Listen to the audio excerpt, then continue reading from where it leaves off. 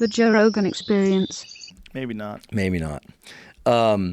Hypnosis is powerful, and I think stage hypnosis has done a great disservice, no disrespect to the stage hypnotists out there, to detract from the power of hypnosis as a medical tool and a high-performance tool. My own personal experience is that I didn't understand what hypnosis was. My first experiences with hypnosis were, there was a guy named Frank Santos. It's a famous, in the Boston area, who's a very famous comedy hypnotist. And he was an actual hypnotist, would hypnotize people and get them to quit smoking, things along those lines. But then would do this comedy hypnotism show where he would get people on stage. And man, like me and a bunch of other comedians would go and watch it every week because it was crazy. He would put them under. They would definitely be under, and they would think they were having sex. They would think they'd be in a boat. They'd think they'd be in the water. It was weird. It was really weird to watch. And I always just thought it was like really weak-minded people. My thought was, and obviously I'm 21 at the time, I didn't know anything, but my thought at the time was, okay, there's certain people that they have 9-volt brains, and you can trick them into doing anything, and that explains cults and a lot of other shit and televangelists and all sorts of nonsense that should be like really obviously fake to people, but they fall into it anyway.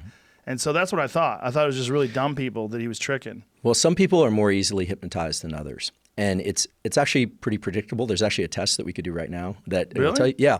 So can you do it to me? Yeah, I can use the one that Spiegel taught me.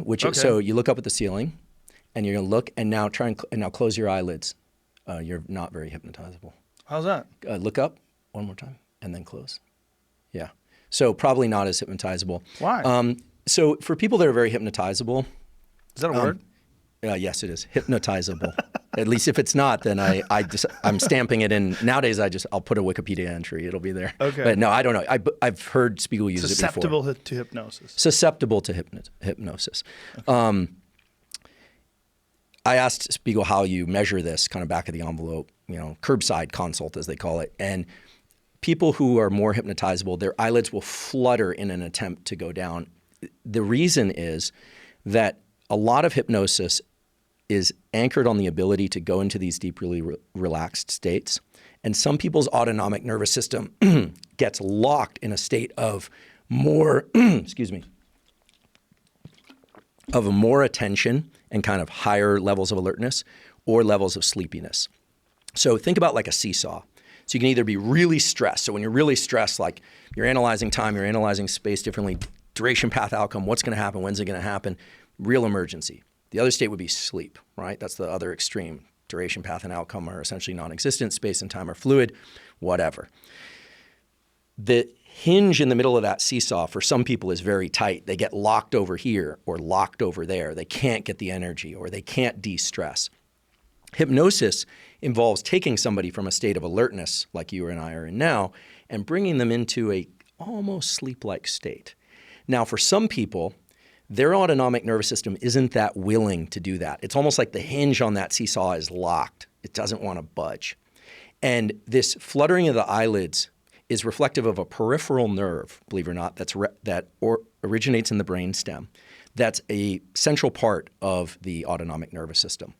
The other thing that they'll do, you ever see on these stage hypnosis where they'll have people look up at the ceiling and then they'll sometimes shine a light in their eyes or they'll like have them look at a light? I haven't seen that. They're looking at how we call it labile, but how rigid or labile, how willing to move the pupils are. Because autonomic arousal impacts the pupils of the eyes. So it's an external read of what's going on in the brain. A lot of people don't know this, but your eyes are not connected to your brain. Your eyes are brain. What? They are central nervous system and their brain. Your neural retinas that you use for seeing things around you are part of the central nervous system. They are the way that you know when to be alert and to be asleep. And they are two pieces of brain that during development got squeezed out of the skull and placed outside the skull. Whoa. Yeah. They're the only two pieces of your brain that are outside your skull, assuming that you don't have some sort of damage.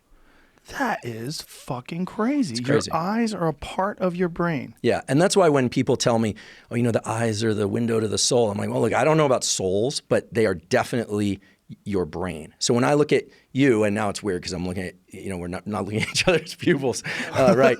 But when the hypnotist, I should say, looks at the pupils, they're saying, the pupil size is a direct readout of how loose that hinge is. So when they shine light in someone's eyes and they take it away and they go, That's so weird that you can look in someone's eyes and there's something about, like, you can kind of tell what kind of a person they are in some ways, or at least tell how they're thinking. Like if someone's uncomfortable being around you, like, ugh, you could see it in their eyes. If you tried to write that down, like, what are you seeing? You try to explain it to someone. Good luck. Good luck writing that down. I don't know what that is. But I know when someone's full of shit. Right. Like if someone's lying to me or bullshitting me, I'm not always aware, but I'm aware a lot. You know? Well, and it's not just their individual eyes, but it's also the way that they focus their eyes. So, you know the myth of the Cyclops, right? One eye in the middle of the head. That myth has origins in the fact that the Cyclops was one-dimensional anger.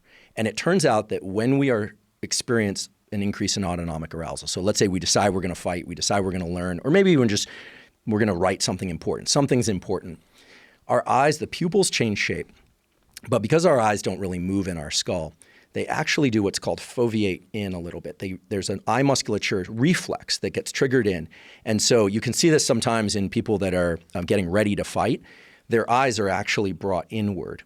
That triggers another neural circuit to increase levels of autonomic arousal and starts deploying resources internally, fuel resources, fuel for bouts of intense stuff, whatever that intense thing is going to be. When we're relaxed, like we view a horizon, or we're just walking, or we're in what's called optic flow, when things are flowing past us, we go into panoramic vision.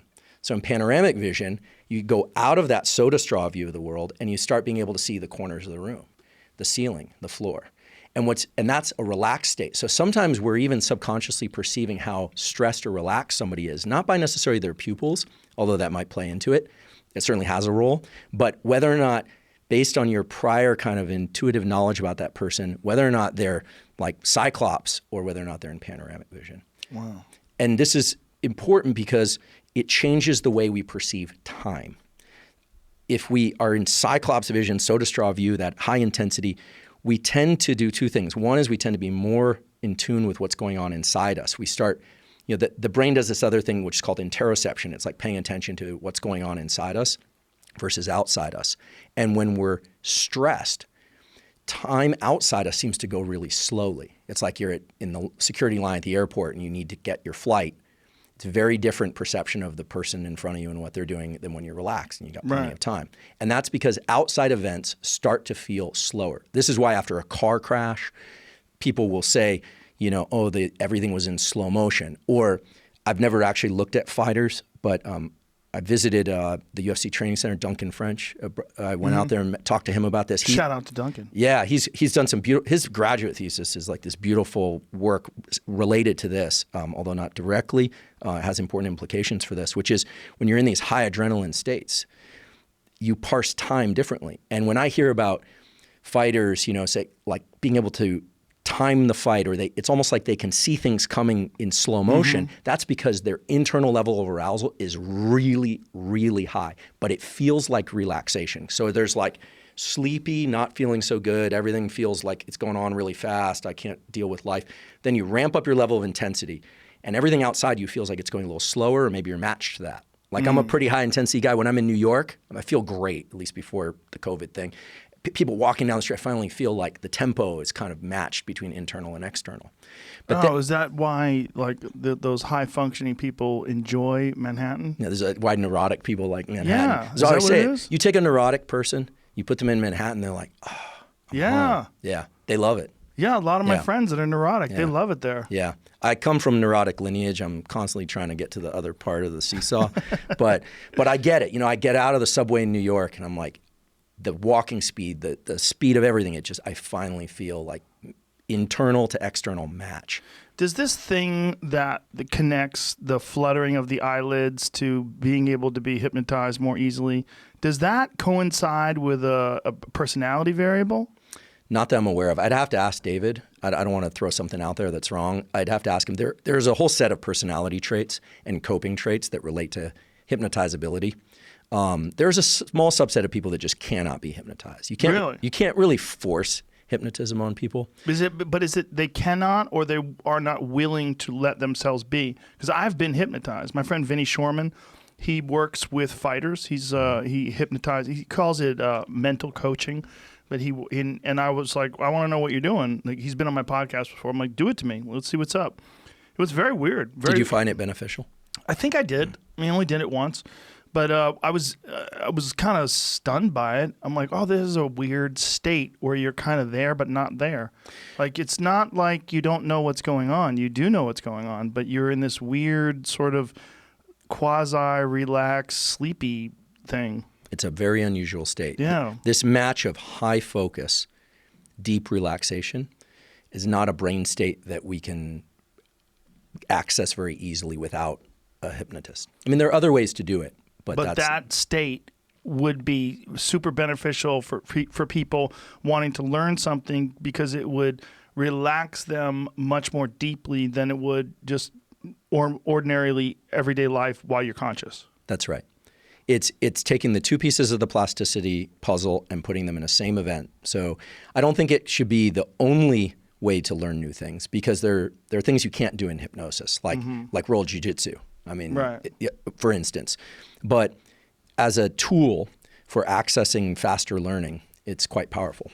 Just like sleep. I mean, I think the work of Matt Walker and Bill Dement at Stanford and others has just shown, like, if you want to pull someone apart, you want to just make them insane and unable to do these duration path outcome, mental operations, you sleep deprive them.